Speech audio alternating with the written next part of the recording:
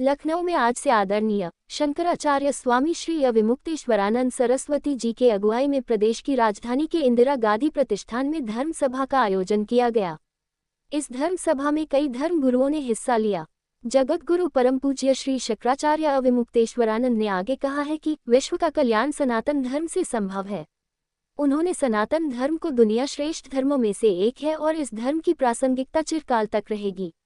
भौतिकता के प्रभाव से लोग धर्म के सन्मार्ग से भटक गए हैं, इसलिए तनाव, अशांति जैसी स्थितियों से जनजीवन को गुजरना पड़ रहा है और अपराध, अनाचार चरम पर है। विश्व के कल्याण के लिए हम सभी को धर्म के मार्ग पर चलना चाहिए। आदरणीय शंकराचार्य स्वामी श्री अविमुक्तेश्वरानंद सरस्वती जी ने सभा में कहा कि हमारे देश में गाय को गौ माता के रूप में पूजा जाता है, मगर ये दुर्भाग्य की बात है कि जिस देश में गाय की पूजा की जाती है वहां से गौमांस का निर्यात हो रहा है। हम चाहेंगे कि देश की सरकारें गौ के सम्मान में, धर्म के सम्मान में गायों की हत्या पर रोक लगाए। हमारी यह यात्रा देश के अलग अलग अंचलों से होकर गुजरेगी, जिसमें देश के सभी प्रमुख महंत जनमानस के साथ हिस्सा लेंगे। रिपोर्टर निखिल श्रीवास्तव की रिपोर्ट। बड़ी से बड़ी खबर देखने के लिए हमारे चैनल को लाइक और सब्सक्राइब करना ना भूलें।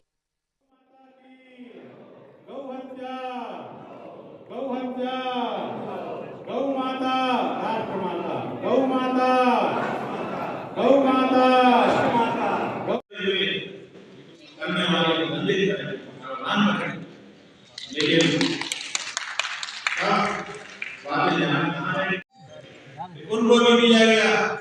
पहली बार जब वो आ गए सत्ता में तो उन्होंने कहा बहुमत में नहीं आए हैं, अभी 13 महीने के बाद हम हैं।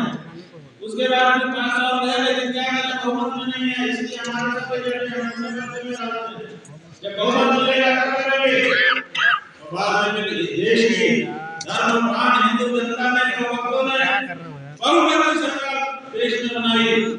उन गौ भक्तों के जो अपने आप को गौ भक्त कहते थे, लेकिन बहुमत की सरकार को कहना चाहते हैं कि हम इसको स्वीकार नहीं करते हैं। दोषी मानते हैं उस सरकार को जो हमारा ही वोट लेकर के हमारी मां को काटे और काट करके उसकी बोटी को पैकेट में बंद करके बेचे। हमें नहीं चाहिए ऐसा पैसा, हम तो मां के दूध। अब आदि गुरु जब मेरा जगत शंकराचार्य जी ने जो छेड़ी थी गौ माता की थी, जब मैं दिल्ली गया था तो मुझे गौ माता से बड़ा हिंदू के लिए बड़ा एक लगाव माना जाता है। कहना ये चाहिए कि जानवर तो जानवर होता है, चाहे वो कोई भी जानवर हो, लेकिन लिहाजा गौ माता को हम लोग अपनी माता के रूप मानते हैं। तो मुझे प्रेरणा मिली कि नहीं, ये इनको लखनऊ में आदि गुरु जगत शंकराचार्य है, जो कि इनको लखनऊ वासियों को भी आशीर्वाद मिले, बस यही मूल उद्देश्य है। कई बार जनता द्वारा भी ये आवाज़ उठाई गई कि हमारे गाय को राष्ट्रीय पशु घोषित किया जाए, और कई बार सरकार द्वारा भी ये कई नियम आए थे कि इनकी हत्याओं। देखिए, सबसे बड़ी बात इस बात की जो सवाल प्रश्न हमसे कर रही है, मैं तो कोई पॉलिटिकल व्यक्ति हूँ नहीं, और न किसी पद पर मैं बैठा हूँ। न मेरे कहने से बंद हो जाएगा और न मेरे कहने से वो चला जाएगा। तो पहली बात इस टॉपिक पे हमें इतना ही कहना चाहूँगा, सरकार को बहुत से निर्णय लेने पड़ते हैं सोच और समझ करके। उसे कोई भी सरकार ये नहीं चाहती है कि हमारी बदनामी हो, सरकार यही चाहती है कि हमारी अच्छा हो। और प्रदेश का जो हमारे यहाँ के जो प्रदेश के मुख्यमंत्री होते हैं, वो प्रदेश का राजा होता है, और राजा की कोई भी संतान नहीं चाहता है राजा कि हमारी कोई संतान खराब हो या उनको कोई कष्ट हो। अब बशर्ते ये कुछ चीज़ें हो जाती हैं तो उसमें कुछ कहा नहीं जा सकता है, लेकिन ये है कि हमारी भी मंशा यही है, हम भी यही चाहते हैं कि गौ माता हैं, लेकिन हमारी तो मंशा ये है कि जानवरों के साथ ना हो। उनको अनबोलता है, गऊ है, भैंस है, सारी चीज़ें हैं, लेकिन हम ये कहते हैं कि लिहाजा कम से कम एक तो बच जाए। बाकी तो लोग जिस तरीके के कृत्य कर रहे हैं वो तो कहा नहीं जाए, तो सभी लोग जानते हैं, आप भी जानते हैं, हम भी जानते हैं।